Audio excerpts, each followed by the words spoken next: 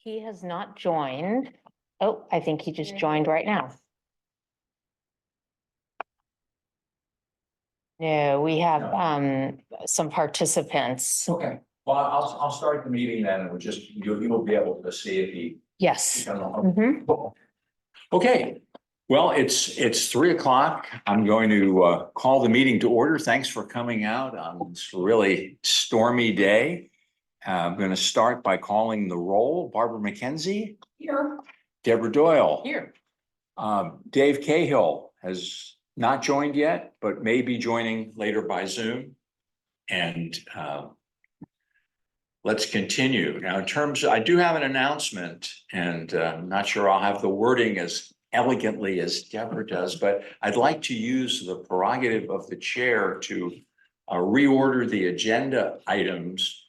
And we'll cover item 4.1, and then I'd like to jump down to 4.4 and cover that next. I think that will be pretty straightforward, and Barbara's been extremely patient in waiting for this. And then we'll cover 4.3 and 4.4.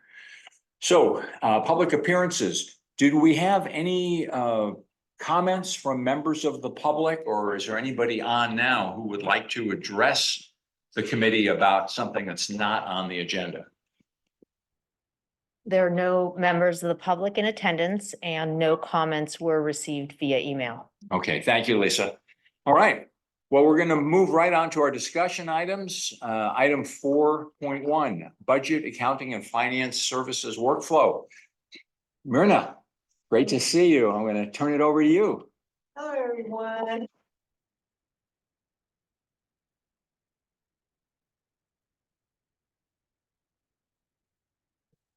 This is a calendar of work, or a work plan that was presented back in August. And so we're just revisiting it as a reminder of the work ahead for the committee and the commission. Currently, we have already accomplished the items under August, which was our presenting the unaudited financials. We did complete the audit and presented it to the Finance Committee and the Commission on November and December.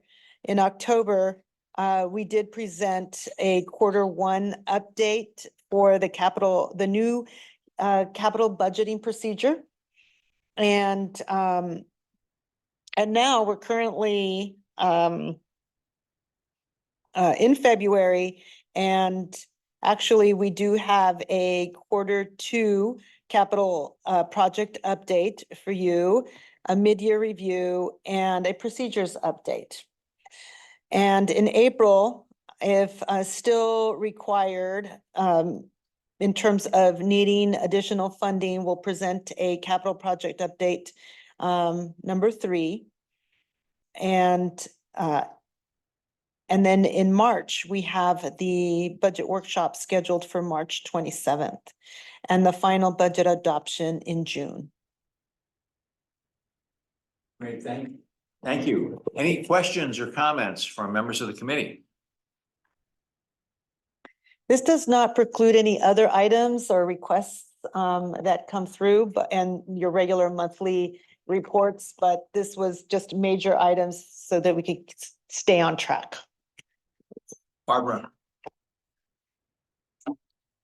Really kind of a question to Lisa, but we had seen this before as a calendar when you were posting under the page where all of our stuff was. And then I said, well, this wasn't really a calendar in the same kind of way. Did you make some changes on that? I forgot to go back and look. I've put in a help request to adjust our website so that it says financial reports and budget, accounting, and finance services workflows. Myrna's calling them calendars. So I'm kind of leaving the title as calendar. If she would like to change that to workflow, then I'll leave it up to her.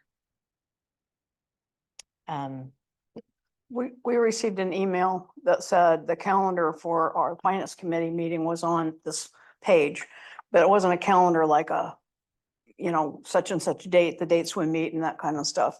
So anyway, we just had a kind of a back and forth about it. It's. I don't. Okay, sure. I could see where there's a mix up in terms of a calendar with all your meeting dates and this is a calendar of schedule for work and items on agenda items. Maybe I could call it something different. It is, like you said, the workflow calendar, really. Agenda like that. items, yeah. Mhm. Thank you. Anything else? Okay, thank you, Myrna. I'm going to ask that we jump down to item 4.4, which is on pages 24 and 25 in the packet.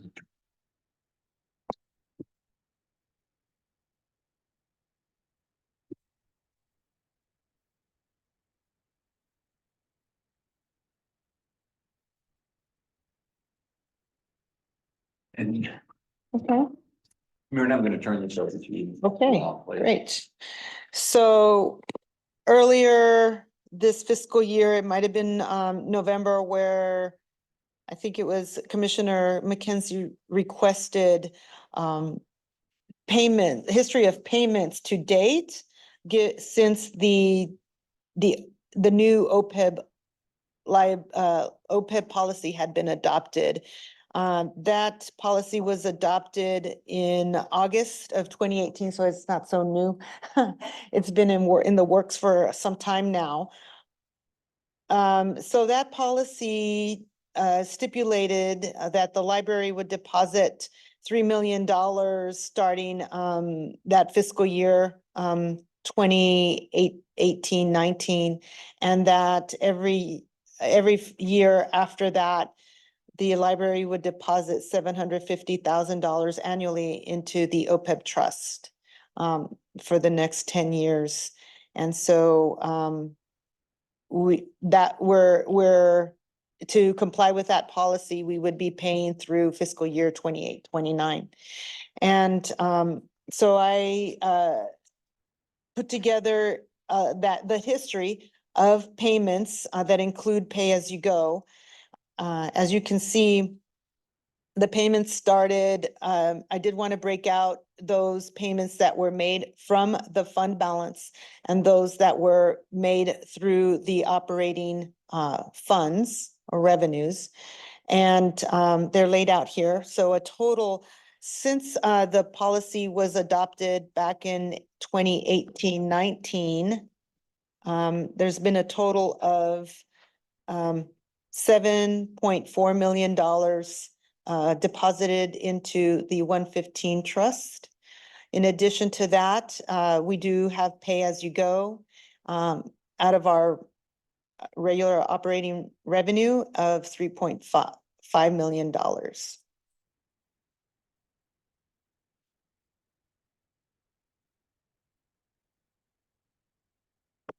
Thank you. Barbara, is this what you were hoping to see? Yes, thank you very much. Just a tiny bit of historical information, after Measure Y passed, and we kind of starting to get our fiscal house in order. We had a commission, the commission at that time created an ad hoc committee. It was made up of outside experts, a city manager, some pension plan experts. And so this wasn't just us. And we did come up with their recommendations, and we did put it into play. The confusing thing became the $750,000 a year, and then the 3 million, which was divided up into $750,000 chunks. And so for some period of time in there was some confusion. We're really doing both sides, both of the 750,000s, and you can see quite clearly there from your chart for fiscal year 19-20. There was a makeup there, because I think there was a 750,000 that was, skipped over just because it was confusing.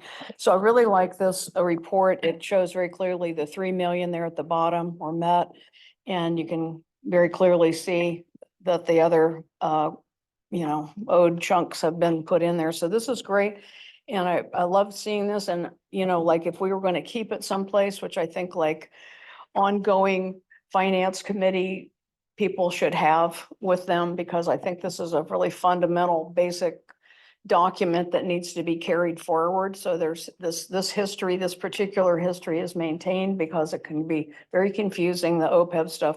So I'd like to see maybe a title on here, something like, payments, OPEB payments since, OPEB policy enacted, whatever. And then just, I don't know where you keep this or how going forward, but, Deborah and I were talking the other day about, bringing new finance committee members onto this thing. And this is just something that really important to keep. It's a nice one-page summary of a very important policy that we did implement and we have maintained.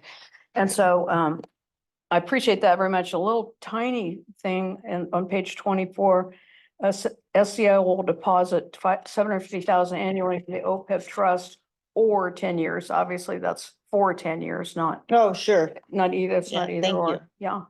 But anyway, it's great. And it's just what I would love to see, and just with an extra title on it. And then, again, some Mhm. sort of way that we can continue to have this as part of our, maybe someday we'll have a policy or a little manual for finance committee members or something, and this could be part of it. Thank you very much for your work. I appreciate it. Yeah, thanks for requesting this. I see Dave Cahill is joined by Zoom. Dave, can you hear us okay and see us? Yes, I can hear and see fine. Okay, well, thanks for joining. We made a little change in the order of the agenda, and I moved this item up to right after 4.1. So that's why we're talking about the OPEB payments. Ah. Deborah. Just a question, to Barbara's comment about, keeping it in the regular flow of information. Should we have it as we start talking about the budget? Should we have it on an annual basis? I mean, I think that if we just remember to keep it on the calendar, say in February or in March or in April, we can try to figure something out so that it just becomes a regular piece of the calendar. I can recommend that we can bring it in February, or with the mid-year review. Let's just keep it as part of the mid-year review whenever that's presented. And also it could be part of the budget. I could just slip it in as a resource. And it could maybe say, since it's the budget, it'll say the budget year, fiscal year 24-25 pending, and what that amount that's already built into the budget. That would seem fine. And then it looks like, in general, you make the payments right near the close of the fiscal year. Is that what happens? Yes. Okay. I also really appreciate you doing this, and it's great to see the clarity around the 4 $750,000 payments, which, as Barbara mentioned, were confusing. I have a small question, I guess, in terms of the specific number of years, because as I read the notes, it says starting in July 2018, we'll make the $3 million deposit and we'll deposit 750,000 annually for 10 years, beginning in fiscal year 18-19, right? If that's the case, then the 10 years seem like they would be 18-19, 19-20, 20-21, 22, or 21-22, 22-23, 23-24, 24-25, 25-26, 26-27, 27-28. And this says through fiscal year 28-29. Do we have an extra year in here?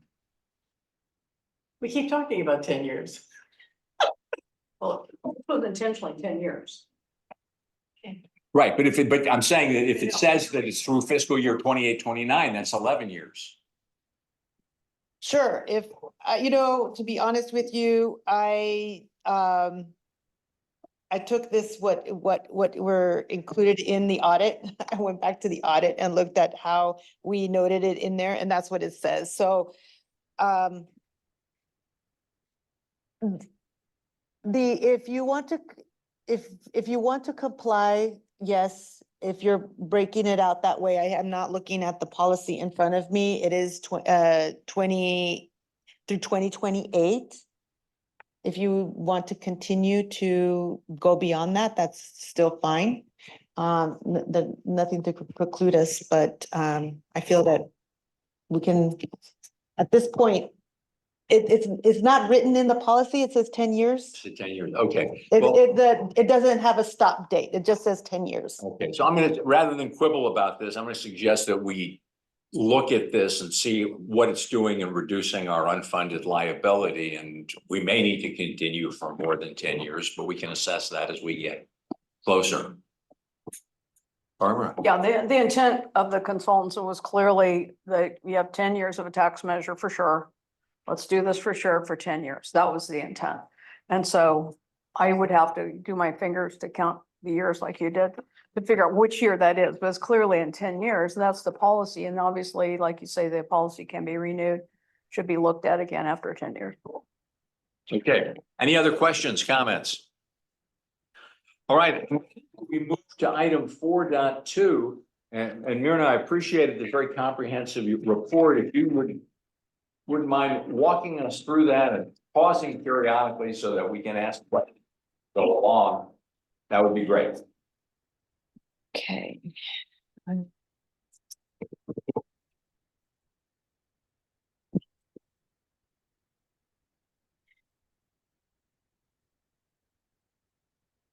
So the mid-year report includes, mid-year is conventionally known as the middle of the fiscal year, which is technically December 31st, 2023. And but I included the month of January in there so that we just have one combined report and not have a separate monthly report of January, which is not gonna change very much from what I wanted to convey to you all today.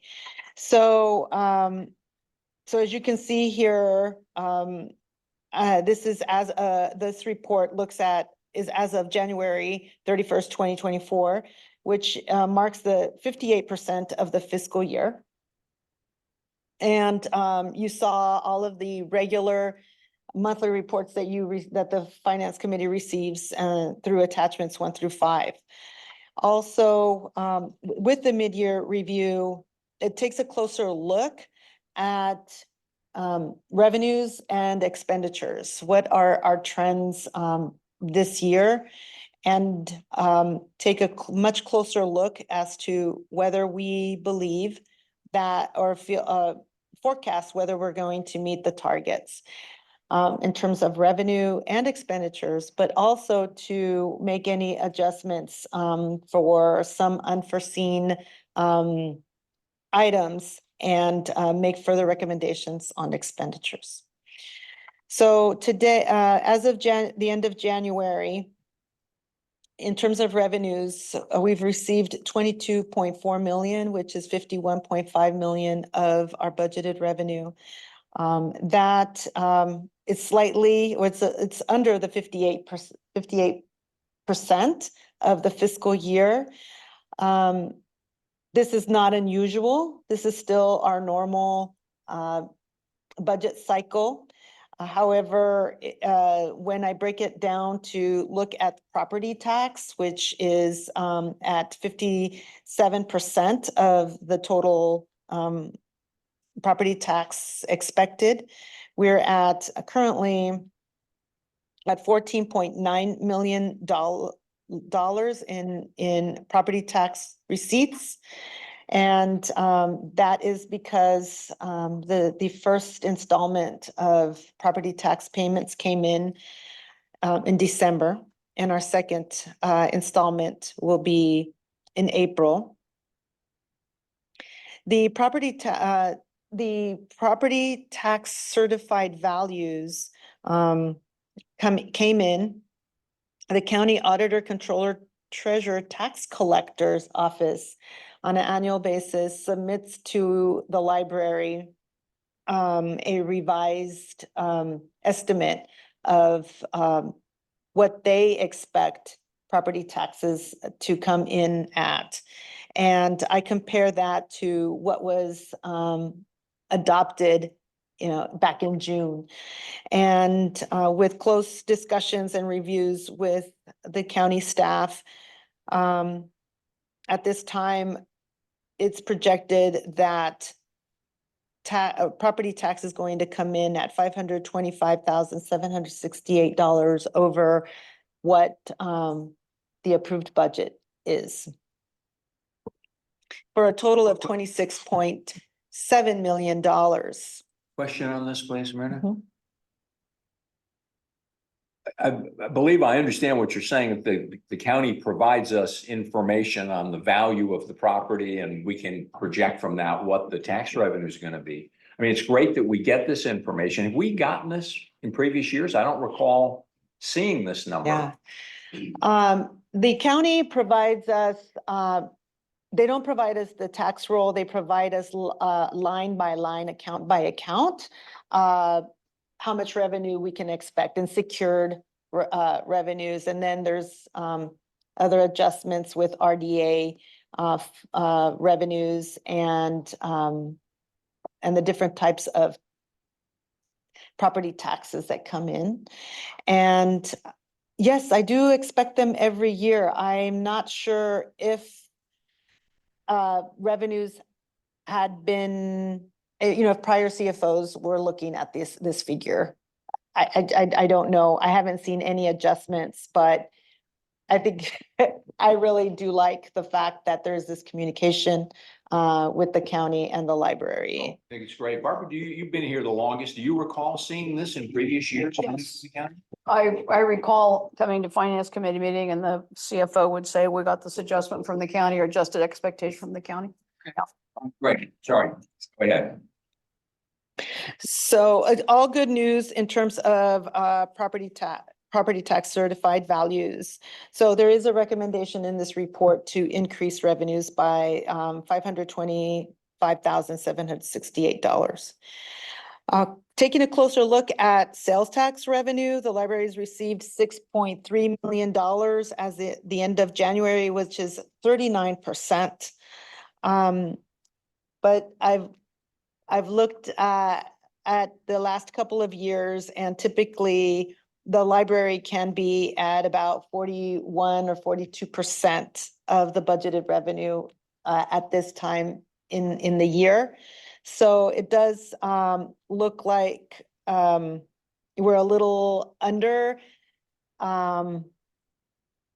So it is, so I went ahead and projected, like, if we continue to be on this trend of a little slower than typical, what would that mean for our budget?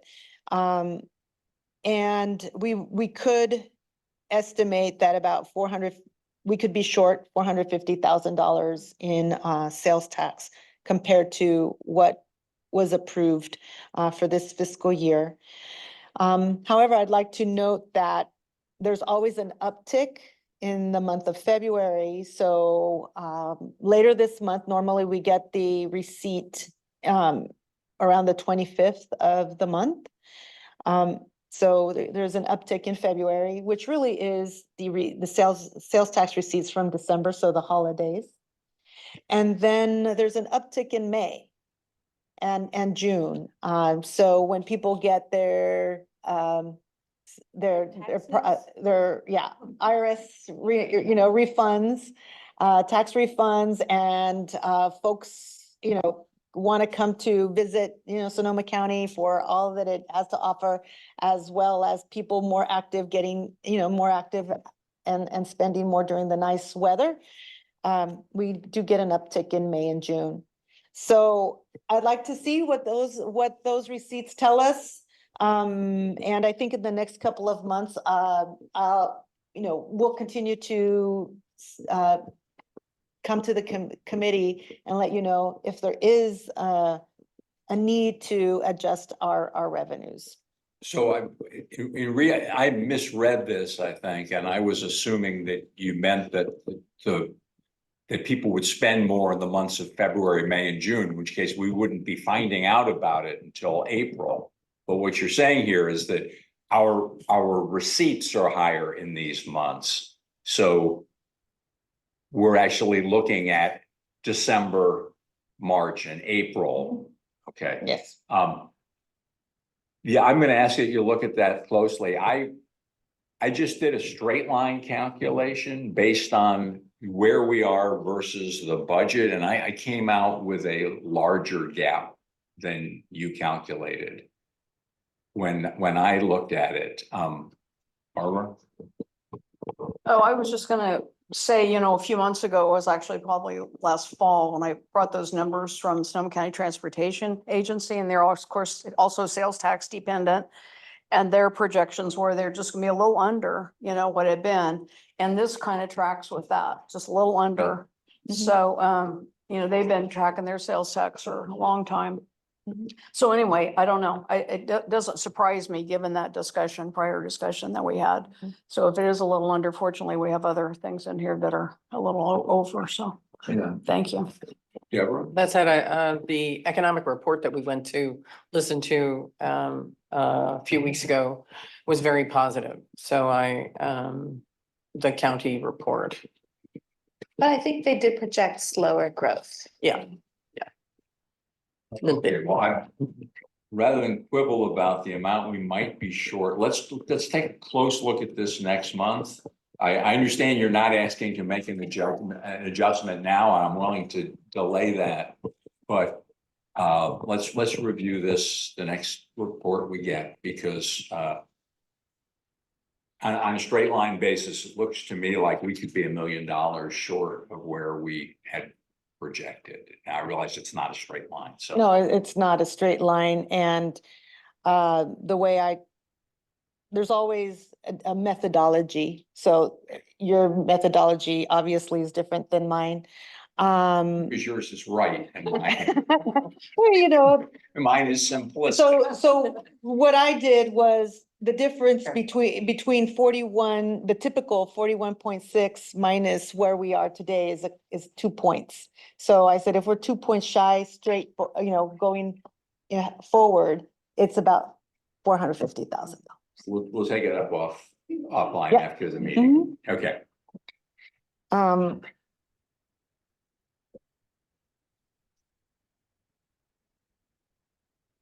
let you pick up on page 7, other revenues and charges and interest. Yeah, I'm sorry, I just hit my funny bone.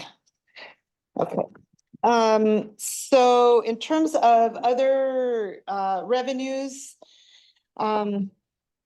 in intergovernmental revenues, actuals to date are greater than budgeted. Intergovernmental revenues are comprised of grants, and there is an anticipated to increase by 186,503 to year end as a result of grants such as literacy and lunch at the library and ebooks.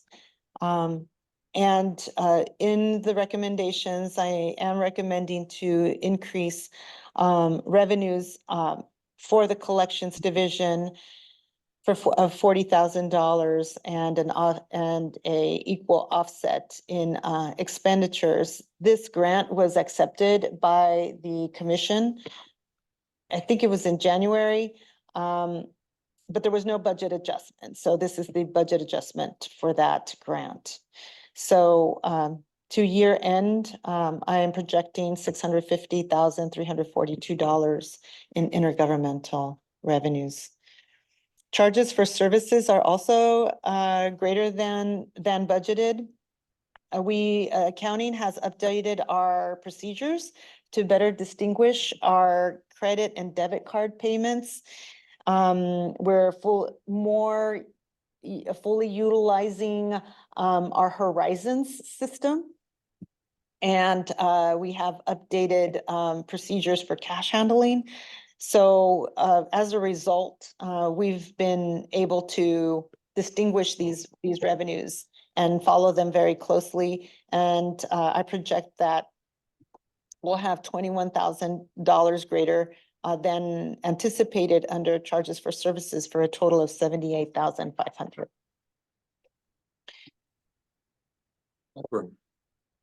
Question about that. I don't have any problem with that. I just don't quite understand. Accounting has updated procedures, better distinguish credit debit card payments. Damage less materials. What does that mean exactly? So if you look in your monthly reports, then you'll see where all the revenues are. We book photocopying under one GL account, and we'll book miscellaneous revenue under another GL account.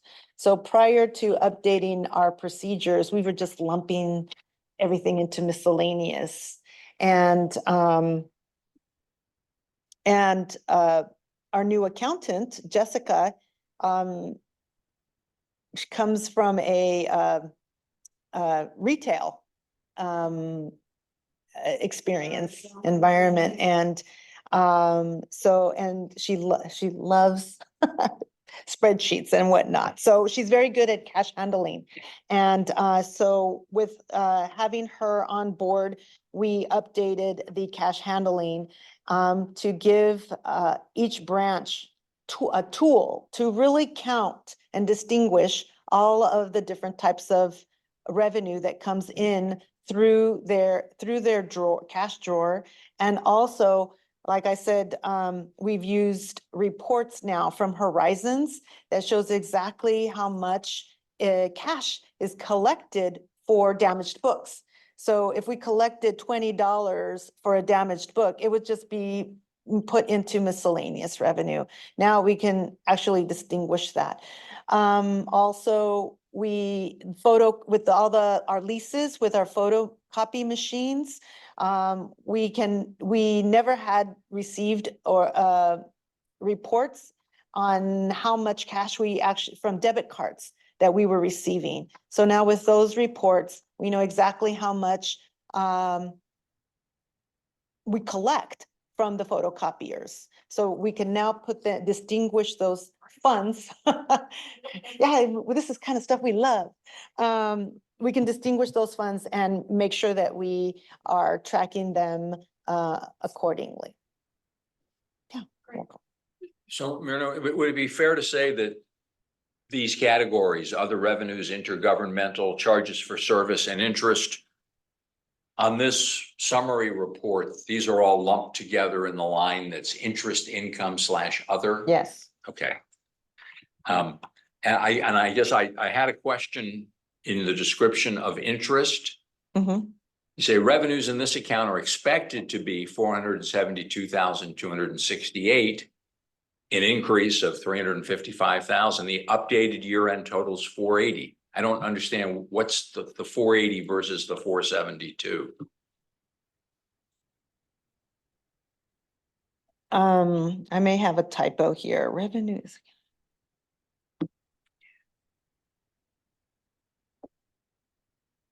Oh, I see. Right. So I think, I don't have the numbers in front of me. I think we budgeted like 160,000. So if we add 160 plus 355, It's going to be 511 or something. yeah, I don't have the numbers in front of me, but I could look them up right now, but there is about 160 or 125, I can't remember, a very low number that we budgeted for interest. I think we're at 472. And so I do expect to be at 480. So I'm not sure where the 355, it's a dangling number there is what I'm thinking. But my proposal is to increase this to 480,000. Because we're at, I'm looking at, and these, I know where this is. If you look at this attachment A, here it is. These were all the numbers are. So if you look at the middle of the page where it says actual character 44,000, do you see that? There you go. Yep, attachment A. Page 9. Okay. So we budgeted 125. year-to-date is 472. And the mid-year adjustment is 355. So 125 plus 355 is 48. So I have a question and a comment. On this report, why do all these numbers appear as negatives? Good question. In accounting, revenue is presented as a credit. And so it looks like a negative. And then expenditures are the opposite. So they offset each other, they net each other out. You did this just to Yeah. bewilder us, right? I did, I was so intense. We were, I coordinated this with Catherine, and so we were working very intently, and I didn't think that you might ask that question. Okay. Well, All over the Otherwise, I would have reversed everything. yeah, okay. In the future, I mean, I realize, accounting convention is being what it is. In the future, I think that for the committee and the commission, it would be clearer if we didn't do that. But the more substantive question is, interest rates have been pretty substantial on deposit accounts. For the first 5 months of the year, it looks like we earned $472,000 in interest. But you're thinking that we're only going to earn another 7,000 or 8,000 between now and the end of the year? That's a good question. Interest is booked quarterly, so we only have a couple of entries on the books, and they're pretty high numbers, as you can see. I felt that I wanted to be conservative. This will make up for the And sales tax it revenue that we're certainly not does going to make up get. for the sales tax. Yeah. But I have a peripheral question that Deborah and I had some email about. We have a fairly substantial cash balance. Is my understanding or assumption is that that's all in highly secure, very liquid, interest-bearing accounts, we're not invested in stocks or bonds or anything like that, are we? The county is our treasurer. Right. And we follow their investment plans, and they normally have funds in treasury bills, not too much liquid, and so that they're performing well. I mean, Yeah. I know a lot of people are buying treasury bills, so Right.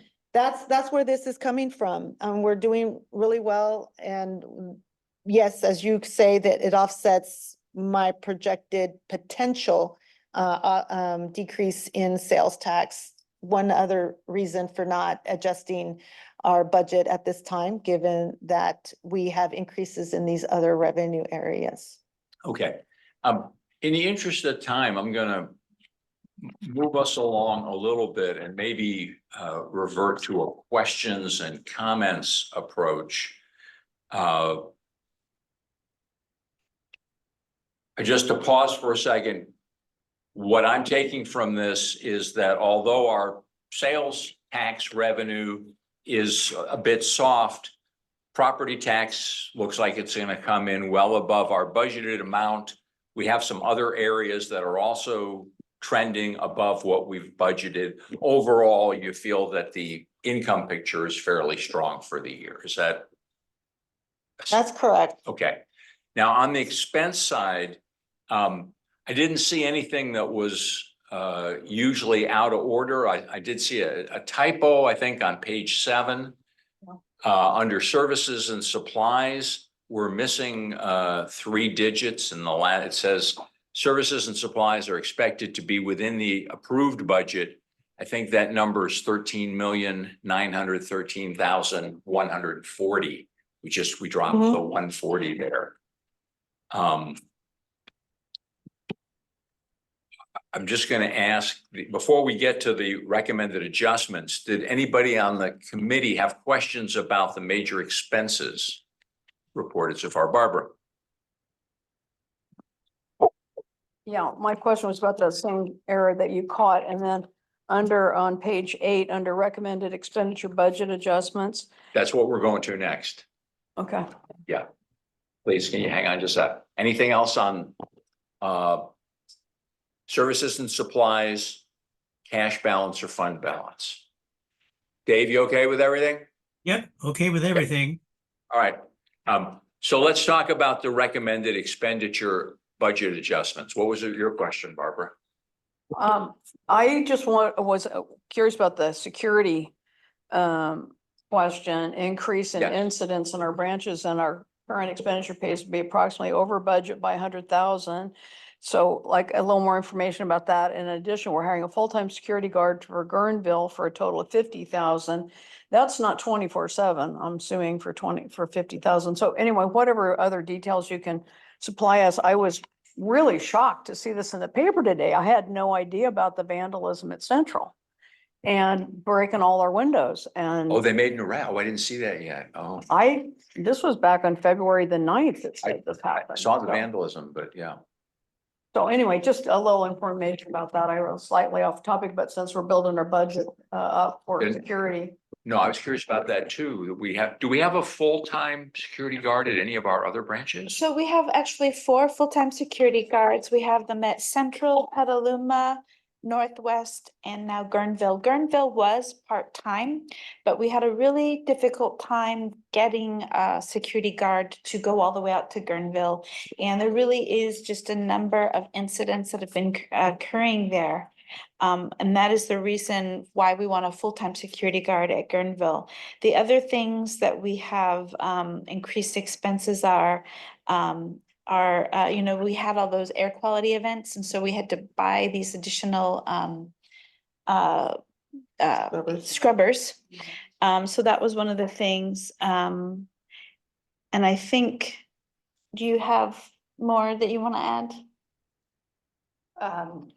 Only that it is something we're looking into, a better system than the working through one private security company. But it was, we want staff to feel safe coming in and out of the building at this point, and so it was an immediate need. But we are in the process of looking at other ways to make it more affordable, whether it's multiple contracts or bringing someone in-house. We just don't know what the answer is yet.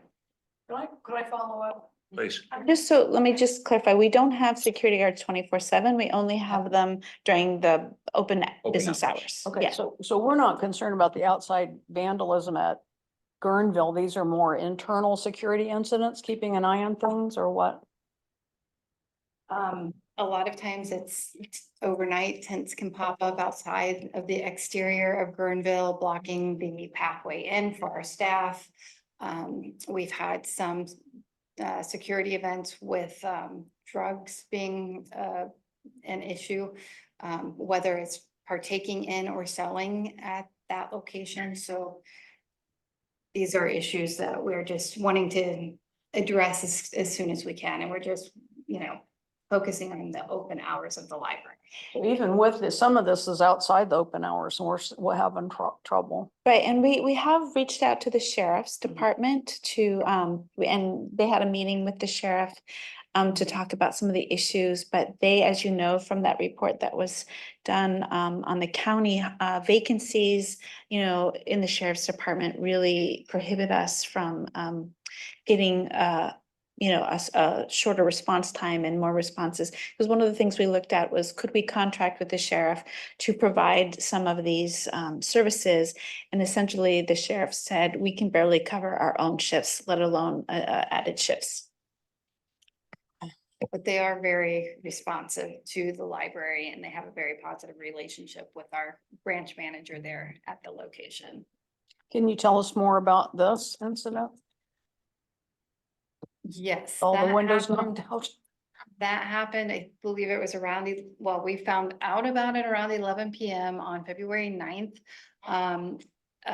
someone had, and had it on our cameras, approached the building and had a bucket with them that apparently had a rock about the size that they threw it at the door. Didn't break the first time, the second throw broke through, and then they proceeded to just break through the windows. And our facility staff showed up when a passerby noticed what had happened, called it in. Our facilities group was there from 11 o'clock till 6 a.m. And then somebody relieved that person at 6 a.m. and stayed there so that the library could open on time that day. So it was boarded up and glass was cleaned up. So they worked diligently to get it done, but the camera footage did help them make an arrest. I believe the arrest came yesterday or over the weekend recent. Yeah. Thank you for dealing with that. Yeah, thank you. So, just to be clear, what we're seeing here, the recommended expenditure budget adjustments are all things that will come before the full commission at the March meeting. Is that right? That, yes, this report will be part of that, Okay, given, you know, the desire of the committee. right. Okay, so I'm seeing additional $40,000 marketing communications. Think we need that. The $150,000 in security, I'm gulping hard, but I understand. And obviously we need to keep our staff and patrons safe. The $40,000 collection expenditures is offset by the $40,000 grant. Increase in accounting. This is for county services. They've continued to be a good partner for us, Myrna. Yes, this is not the accounting services. This is the use of the financial system. So all of our payments of our invoices, payroll, you know, just the reports that you receive on a monthly basis, those are derived from the ERP. Okay. I think the only surprise item I saw here was the $17,000 for network services, library membership. Sounds like we just forgot to include that originally in the budget. Yeah, so this is actually NorthNet Library Services, and this is the consortium that we belong to that includes libraries in the North Bay. We used to be part of North Bay Cooperative, and now we're NorthNet. You know, I think last year our bill was 5,000, and this year it's 17,000. So one of the, it wasn't anticipated. And so one of the things that I need to do is actually reach out to them and ask them what they project our membership fee to be next year. But yeah, it was unbudgeted, so we need to budget it. Okay.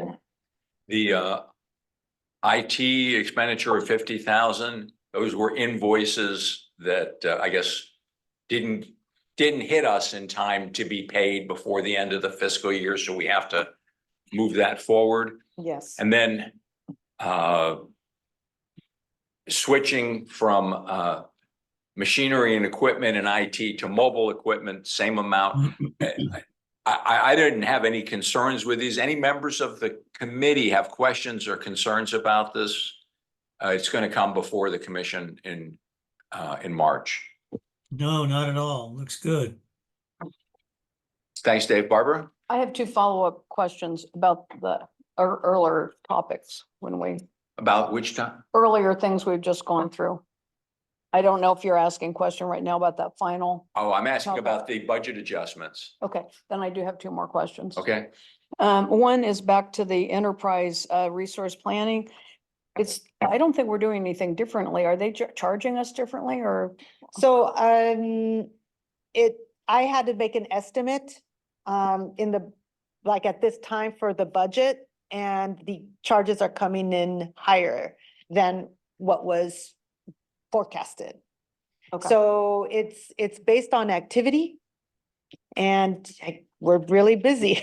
Yeah. Yeah, How much they pay their staff and everything else. sure, and running their system. Yeah. Mhm. Okay, and my other question was, but back to NorthNet, a few years ago, I remember an issue because when this organization was kind of consolidated or restructured or something, there were some issues about who was gonna pay their PERS costs for their former employees, and I'm wondering if that ever got settled or if that's part of this rather large, proportionally not huge, but I mean, it's a big difference in the, from $5,000 to $17,000. I wonder what's involved in that.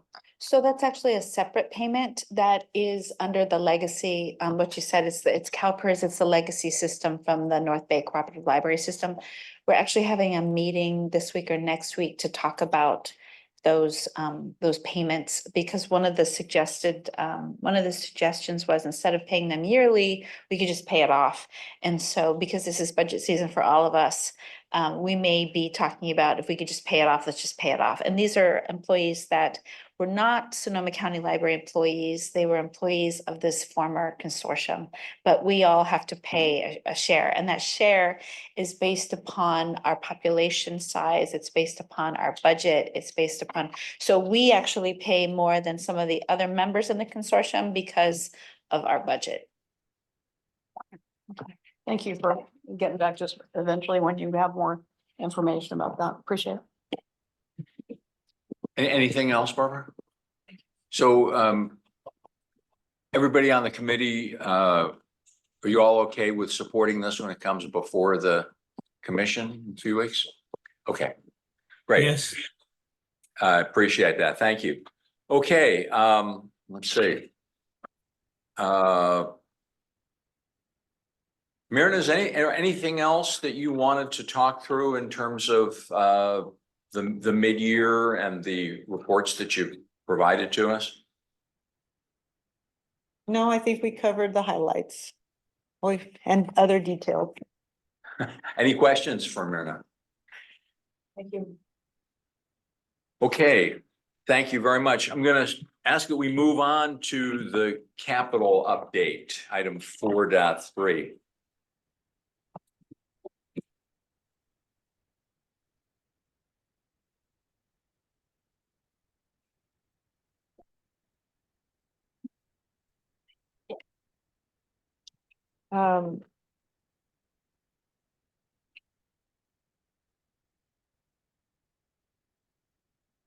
So as you know, the library adopted a new capital budgeting procedure to remedy the issue of underspending under our capital budgets. And so what is presented to the commission was the full budget that we anticipated of $8.6 million. And that at that time, only 1/3 of the budget was released. And then to come back to the finance committee and the commission with updates on a quarterly basis on how well we're doing with the projects. And as you know, many of our capital projects that are major capital projects are in partnership with our city JPA partners and our county JPA partner. And so there could be delays for various reasons, and we don't start or finish the project as anticipated. So that has occurred this fiscal year.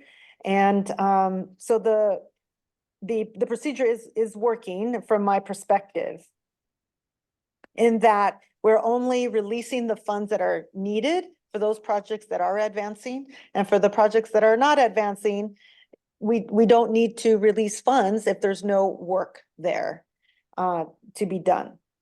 Normally, meaning the ground has not been broken, but there could be like the facility manager's time or the director's time is still being used to plan and discuss these projects with our JBA partners. Having said that, so I've met with our facilities manager, Dave Chiva, and IT manager, Mike Daw, to discuss this quarterly report. And at this time, there are updates to the rebudget and capital project sections. The attachment A is summarized in three different sections. And we are requesting to appropriate $1,533,845 to meet the expenditures through June 30th, 2024. So the attachment A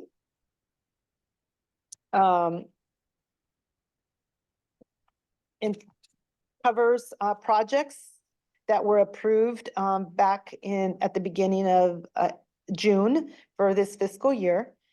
It also has updates to projects that were started in the prior year. And there's two new projects proposed for the third quarter of this fiscal year. So under section 1, that of projects that were approved in the prior year,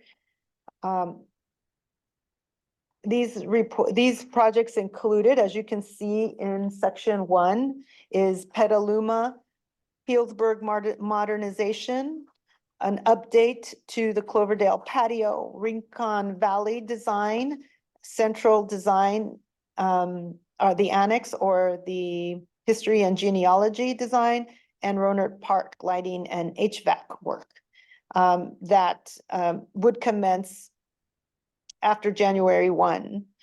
Under these sections, there's been no changes to the budgets, but we are requesting to release $902,309 of this approved capital budget to continue work through June 30th, 2024.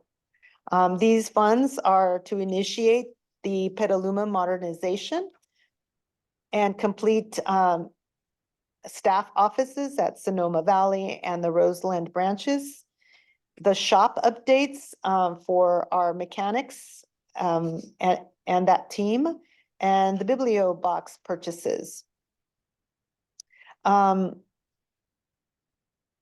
And there's, as you can see in the chart, it shows that there's some funds that have been released. And so we're still working with those figures. And the library plans to release the RFP for the Petaluma in the third quarter, and that most of this work will be moved to the next fiscal year. But we will get started on these other projects as well. Rohnert Park, the annex, the history and genealogy projects, again, moved into next fiscal year.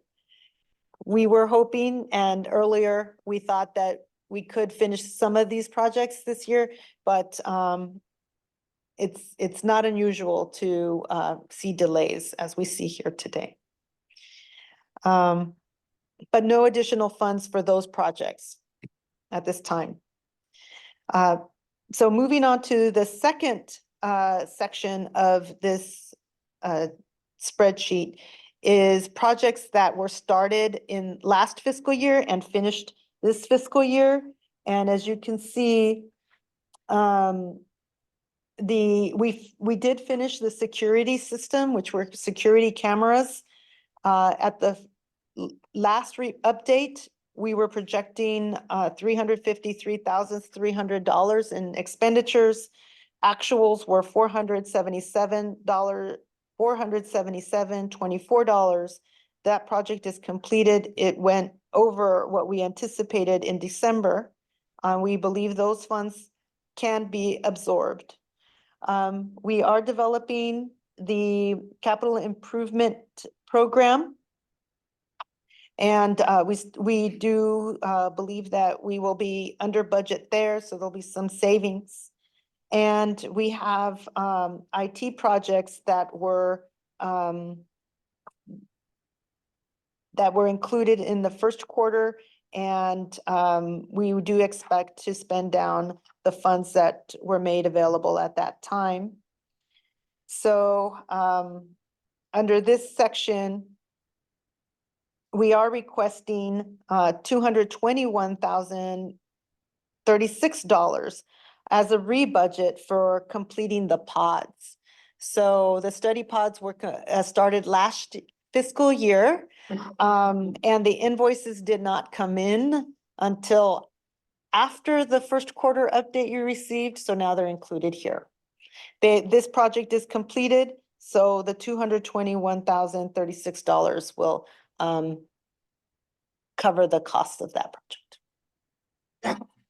Any questions, so? Barbara. I'll just ask my simple question right this second. How many study pods are there? Does everybody have one? And roughly how much do they cost? I don't know. This is an additional 221. I don't know how much we originally budgeted. I didn't look any further, but. This is approximately 50%. So, So so it's about 450,000. How much do they cost? Does everybody have one and how much do they cost? So currently we have them at Sonoma Valley, Central Library, Cloverdale, and here. I don't know how much they cost. Did you say Petaluma? It's Petaluma, yeah, in Petaluma. They're about 30,000 per pod, right? I don't I recall. want to say that's what. They're a lot of money. $30,000 and it's basically just a glass structure. It doesn't have any technology involved or anything, right? No, there is technology that, well, you have to have wiring to the pod so that. Sorry, there's wiring to the pod for IT usage as well as electric. So Okay. they are wired for, and I believe I will have to get back to you. I don't know if that also includes the furniture built into the pod or if that's separate. It includes everything. Okay, it does. So then that's also your furnishing.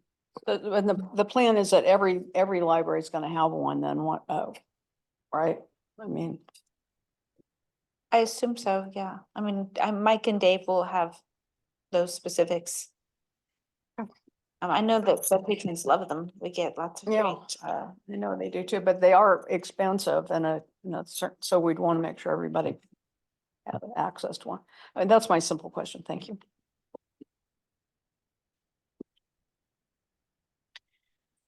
Moving on to section 3 of this chart, it's on page 23. Are new projects. These are new, some of these are new projects that were approved in the first quarter, which are the air quality. Air quality has since been completed. Oh, no, it has not been completed. We need to complete it and expect to be completed by June 30th. For $278,208. That's for the shop, right? The air quality, no, these were extra additional scrubbers, yes. The events area, we requested a budget of 110,000 through December 31st. We did spend that money, 109,000. At this time, part of the plan and design for the new events area includes a lot of materials that need storage, so it's compact storage shelving. And makes it safe for employees and it does save on space for storage. For 130,000 with some other minor items. So, and the branch signage is moving along with through the permitting process.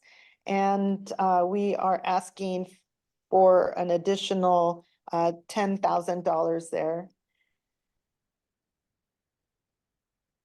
2 in bold are 2 new projects that were added to this list, which is, I'll start with the Windsor mini modernization. The city of Windsor is they're paying for the replacement of carpeting. And therefore, the library saw an opportunity to further modernize with a new circulation desk and some other modest improvements for a total of 90,500 share for the library. The other is a new bibliobus. This one has was built into the forecast, the 5-year forecast that was presented to this committee last fiscal year.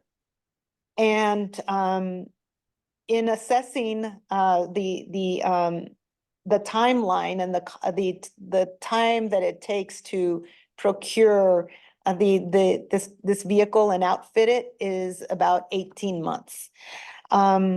Given that all of this funding comes from our fund balance that's available for funding. And 90% of it is our sales tax Measure Y. Given that our fund balance is where it is, I recommended that instead of waiting until next fiscal year to start procurement on the bibliobus, to give staff a few more months to plan and start the procurement process in this fiscal year. So that in this section, staff is requesting $410,500. And that with all 3 sections, requesting a release of $1,533,845. These are all the figures in column M on the spreadsheet, is that right? Yes.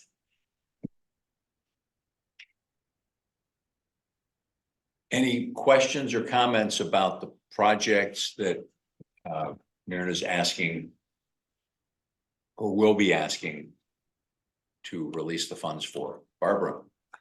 Yeah, I have several questions. One, actually, as a statement, now we're using the term Petaluma modernization. I think that's to clarify it. It's a good term. So it's not a refresh, it's modernization. And it was mentioned that they're partnership projects.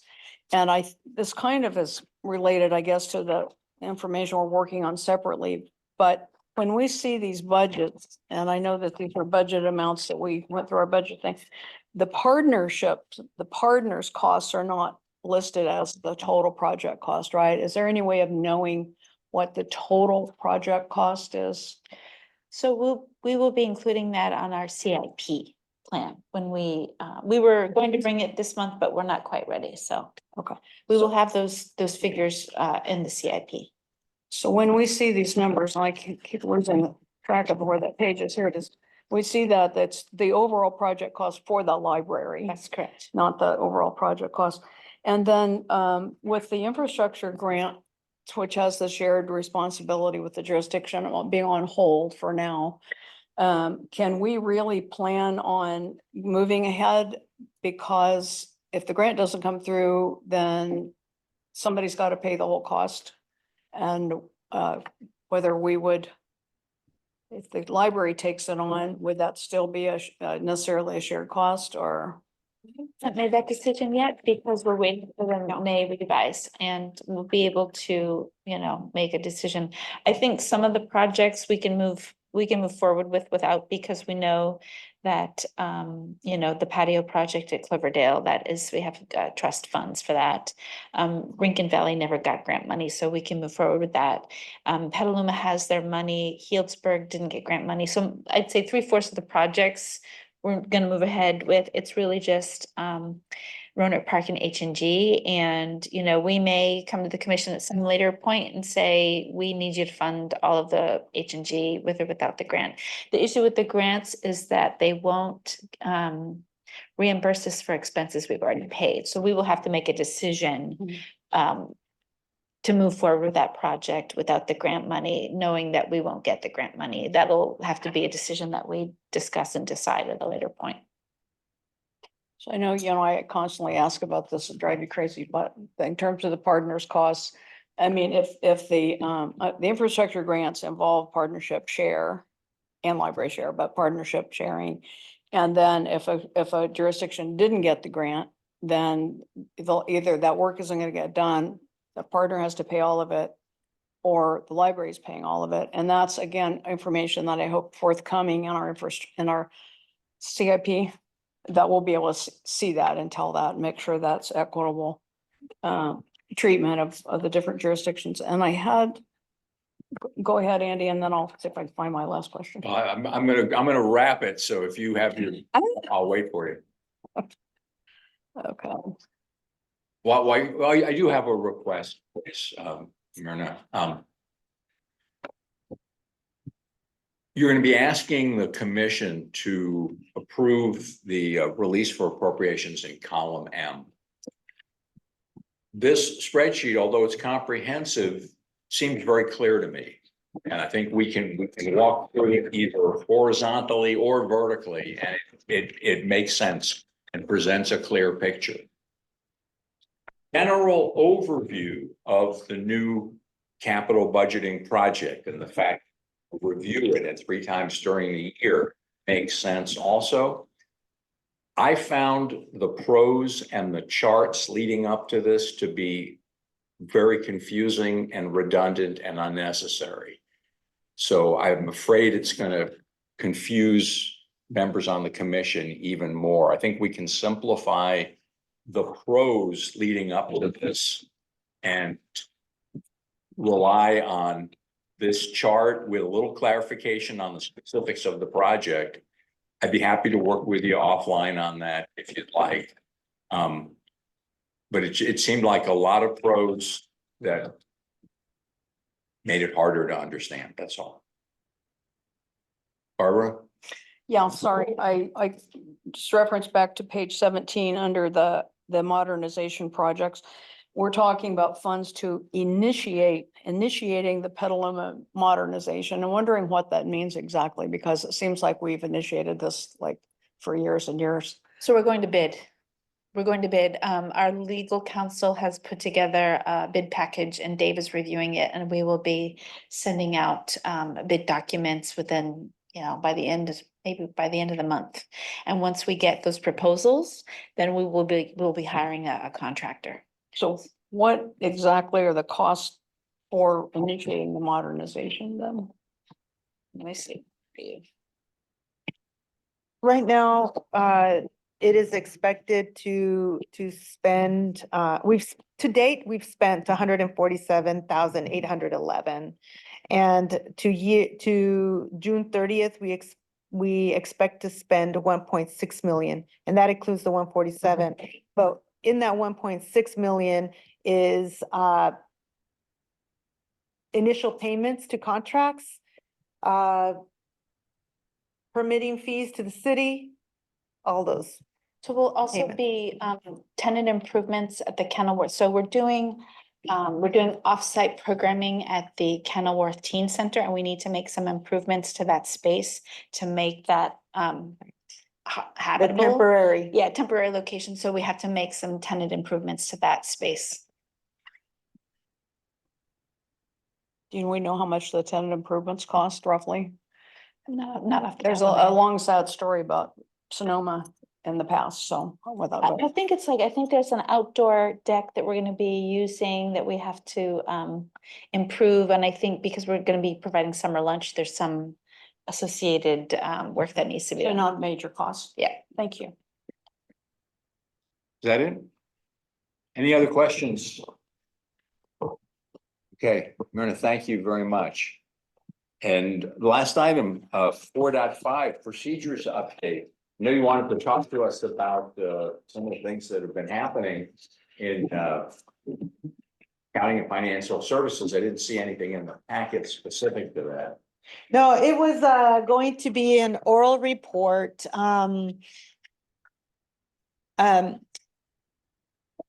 Catherine Line, our finance accounting manager, was here, but she was snowed in Tahoe, so yes.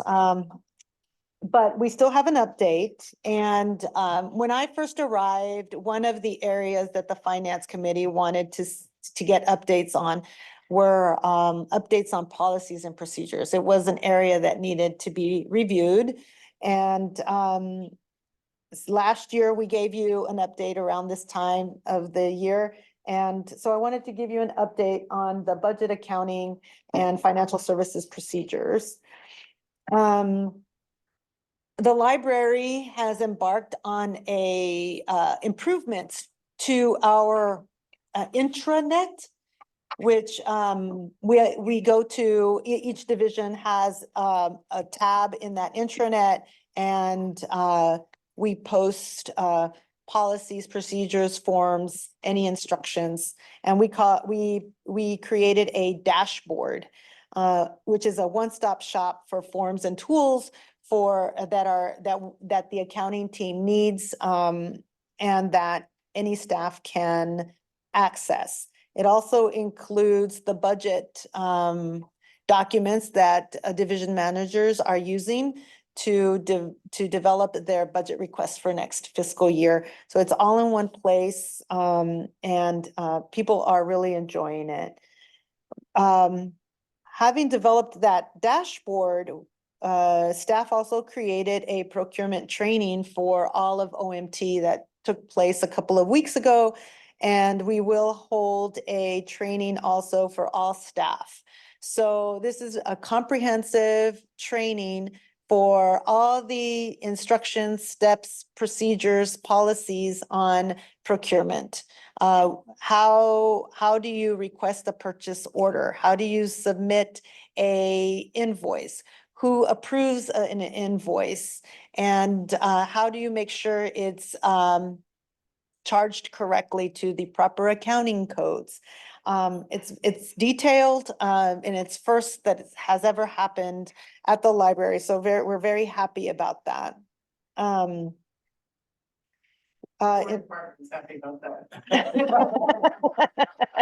we are very happy. I think we're all happy about that. That's good. We're trying to get all our ducks in order. Yeah. Also, staff created a binder for OMT members as a reference, as a book reference that the whole team can reference. Also, in the procurement, we're also notifying staff that we're using Horizon in new ways to not only track collections, but also cash that we receive and payments that we receive from patrons. So the updated cash handling procedure for branches delineates that. And we talked a little bit about that earlier today on how we can distinguish these payments that come through Horizons and then reflected in our financials.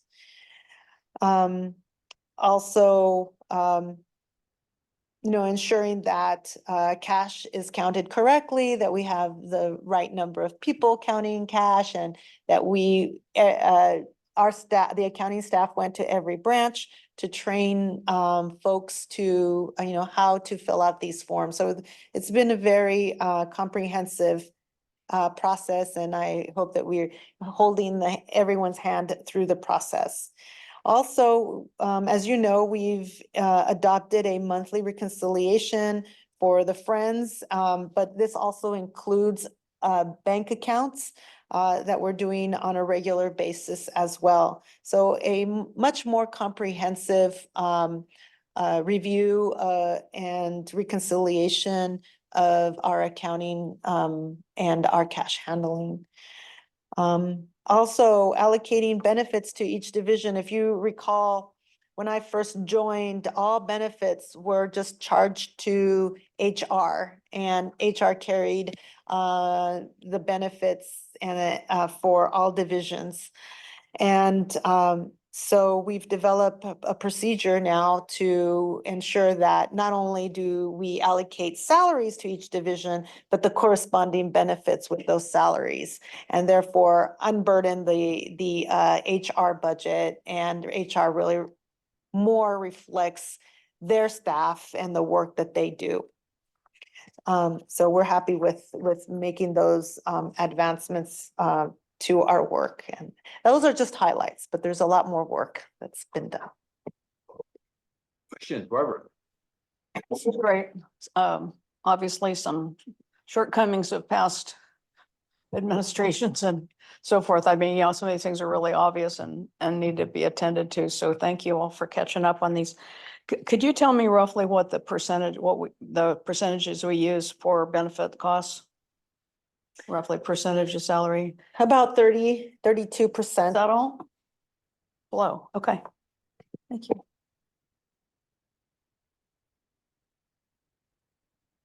Other questions?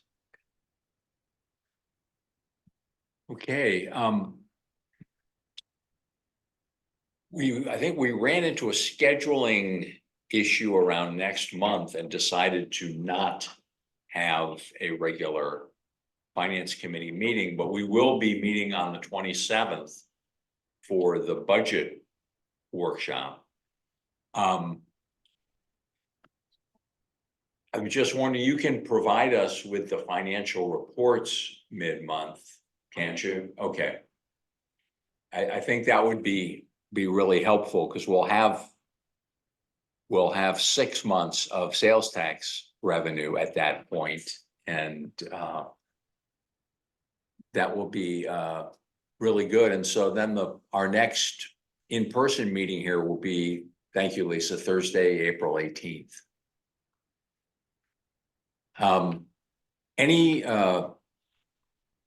Anything you'd like to see? You already seen the big calendar, but any specific topics that you'd like to see for a future meeting?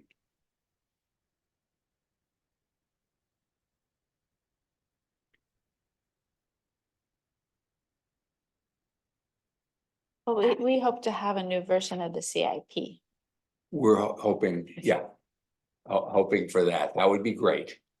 That would be great.